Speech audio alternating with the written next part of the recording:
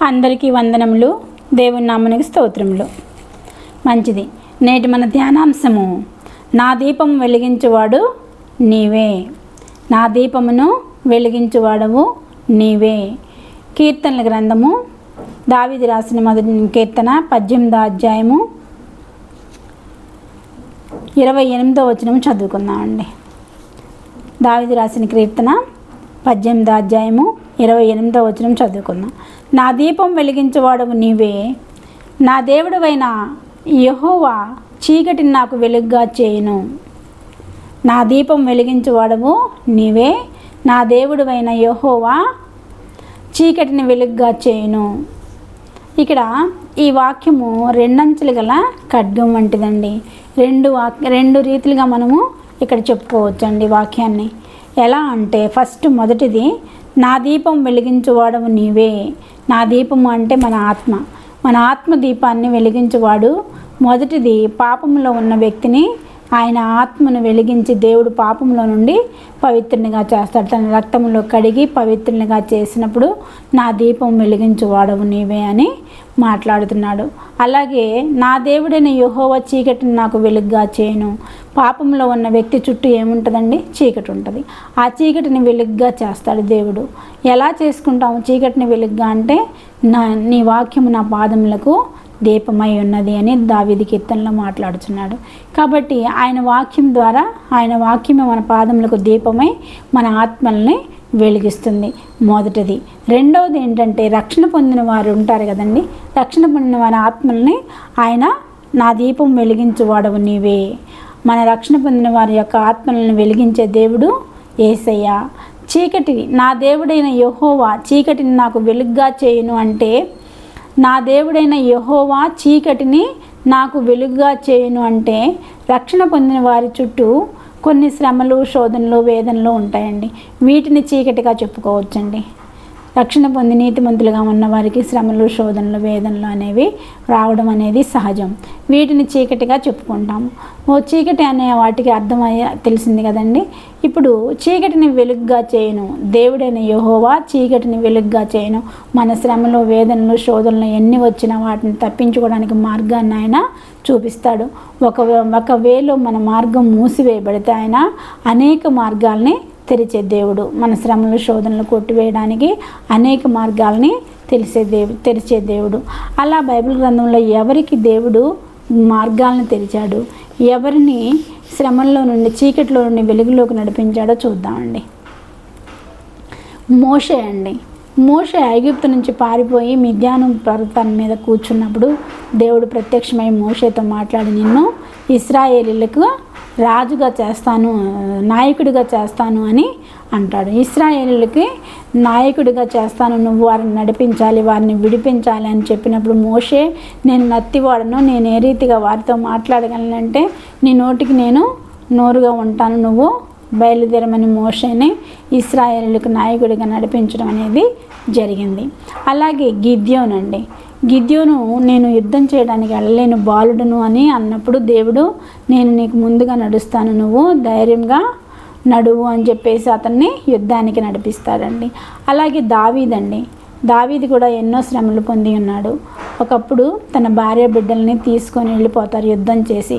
అప్పుడు వాళ్ళని రక్షించుకోవడానికి ఎలాగా అని దావీదు దేవునికి ప్రార్థిస్తాడు. నువ్వు నాతో వస్తేనే నేను వాళ్ళని జయించగలను, లేకపోతే నేను జయించలేను అని చెప్పినప్పుడు దేవుడు, వెళ్తున్నావా, నీతో నేను వస్తున్నాను, నువ్వు బయలుదేరు, నేను నీతో వస్తున్నాను అని చెప్పేసి వారిని పట్టుకొని వారి భార్య బిడ్డలందరినీ విడిపించుకొని తీసుకురావడం అనేది జరుగుతుందండి.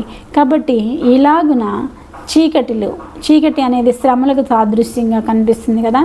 ఇలాగ శ్రమల్లో ఉన్న వారందరినీ దేవుడు ఎలాగున మరి వారి శ్రమల నుంచి విడిపించారో తెలుసుకున్నాం కదా. కాబట్టి నీతిమంతులైన వారికి శ్రమలు రావడం అనేది సహజం. వారిని రక్షించడం అనేది దేవుని యొక్క ఉద్దేశమై ఉన్నది. తప్పకుండా దేవుడు వారిని శ్రమల నుండి విడిపిస్తాడు. అనేక మార్గాలని, ఒక మార్గం మూసుకుపోతే అనేక ద్వారాలను ఆయన తెరుస్తాడు మనకి శ్రమల్లో. నా దేవుడు అనేక ద్వారాలు తెరుస్తాడు. నా దేవుడైన యెహోవా నాకు వెలుగును రక్షణ అయి ఉన్నాడు, నేను ఎవరికి భయపడదును. దావీదు మహారాజు మాట్లాడుతున్నాడు.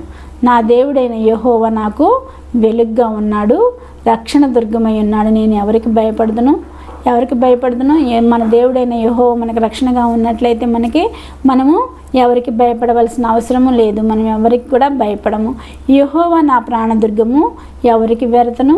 యెహోవాను ప్రాణదుర్గంగా వెన్నుకున్న వారి ఒకరిని గురించి వెరవలసిన అవసరము లేదు.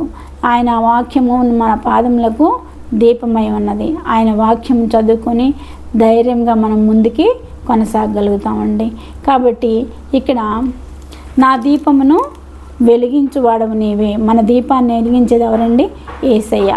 యేసయ్య మన దీపాన్ని వెలిగించి చీకటిలో నుండి వాటిని వెలుగులోకి నడిపించే దేవుడు మన దేవుడు. కాబట్టి మనము ఈ యేసయ్యను నమ్ముకొని ఆయన వాక్యం ద్వారా మన హృదయాన్ని శుద్ధి చేసుకొని వాక్యాన్ని పాదములకు నీ వాక్యము నా పాదములకు దీపమై ఉన్నది అని దావీదు మహారాజు మాట్లాడుతున్నాడు. కాబట్టి ఆ వాక్యం అనే ఉదక స్నానంలో మనం స్నానం చేసుకొని దేవుని వాక్యం అనే నీడలో వెలుగులో మనం నడవాలని కోరుకుంటూ ఈ చిన్న వాక్యాన్ని ముగిస్తున్నాను. చిన్న పాట పాడుకున్నామండి. నా దీపమును వెలిగించువాడు నా చీకటిని వెలుగుగా చేయును.